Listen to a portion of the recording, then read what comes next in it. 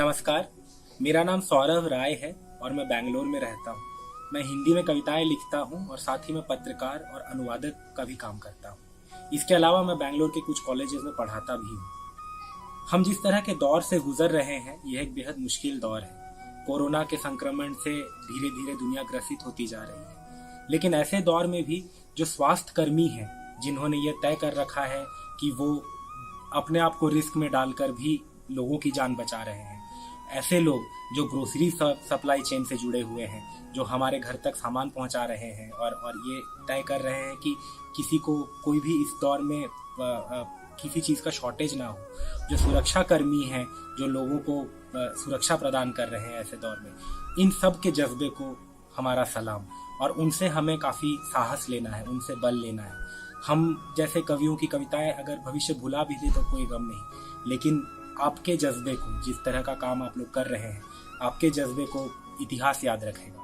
कविता हमें साहस देने का काम करती है, हमारा धैर्य बांधने का काम करती है। तो एक कविता मैं अपनी आप लोगों के साथ साझा करना चाहता हूँ, जो शायद आपको भी थोड़ा सा साहस दे, आपको भी थोड़ा सा दृष्टिकोण देने में मदद करे। ये कविता है सतपुड़ा में डूबता सूरज। ये कविता मैंने तब लिखी थी 2018 में, जब मैं नौकरी छोड़ चुका था और मैं नौकरी छोड़कर भोपाल चला गया था अपने एक बहुत प्रिय सीनियर कवि से मिलने। और मेरे साथ मेरा एक साथी भी था जो IISc में रिसर्च करता है। हम लोग तीनों फिर वहाँ से धूपगढ़ गए थे, जो कि सतपुड़ा में सबसे ऊंची चोटी है, जो मध्य प्रदेश का सबसे ऊंचा स्पॉट है। हम वहाँ गए थे, वहाँ पे हम बैठकर डूबते हुए सूरज को देखा था। हमने वहाँ कई दिन बिताए थे कविता विमर्श करते हुए, और वहाँ के अनुभव पर फिर मैंने ये कविता लिखी थी। और आप कविता सुनिए, इस कविता ने मुझे बहुत साहस दिया है, मुझे उम्मीद है आपको भी देगा। सतपुड़ा में डूबता सूरज। नर्मदा के जल में शहद घुला है, मधुमक्खियों से भरे पेड़ डूबते सूरज की ओर मुंह किए सुस्ता रहे हैं। आइए हम भी बैठे।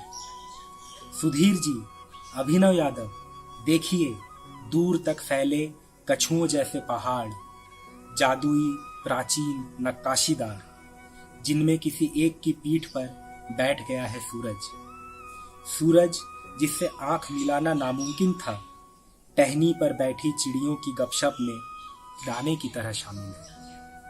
आग जलाकर घेरे में बैठ गए हैं हमारे पूर्वज, आइए हम भी बैठे। चट्टानों की दरारों में बैठे झींगुर अलार्म घड़ी की तरह बज उठे हैं कि दिन खत्म, अब बैठने का वक्त हो रहा है। कैक्टस के कांटे आश्वस्त हैं, लड़खड़ा कर चलना सीखते नवजात किसी वनैल पशु के पांव में चुभने का अब उनमें दर्द नहीं। बैठने लगी हैं कांटों पर ओस की बूंदें, हम भी अब बैठे। पल भर के लिए सूरज बैठ गया है आंखों के सामने, पुरानी याद की तरह। पत्तों पर बैठ रही है हवा, दिन के सिरहाने बैठ गई है रात।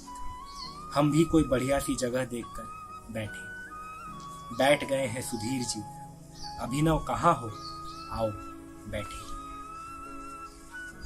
तो ये हम सबके लिए बैठने का वक्त है, बैठकर अपने भविष्य, अपने समय और अपने उन तमाम चीज़ों के बारे में सोचने का वक्त है, जो ज़्यादा महत्वपूर्ण है, जो इस रोज़मर्रा की भगदड़ से ज़्यादा महत्वपूर्ण है। अपने परिवार को समय देने का वक्त है, और इस बारे में सोचने का वक्त है कि एक सिविलाइजेशन के तौर पर हम किस दिशा में बढ़ रहे हैं, हमें कैसे इस कोर्स को करेक्ट करना है। तो आप सब इसमें शामिल हों, आप साहस रखिए, धैर्य रखिए, और कोरोना से हम उभरेंगे और एक बहुत सशक्त और बेहतर समाज बनकर उभरेंगे। इसी उम्मीद के साथ बहुत धन्यवाद।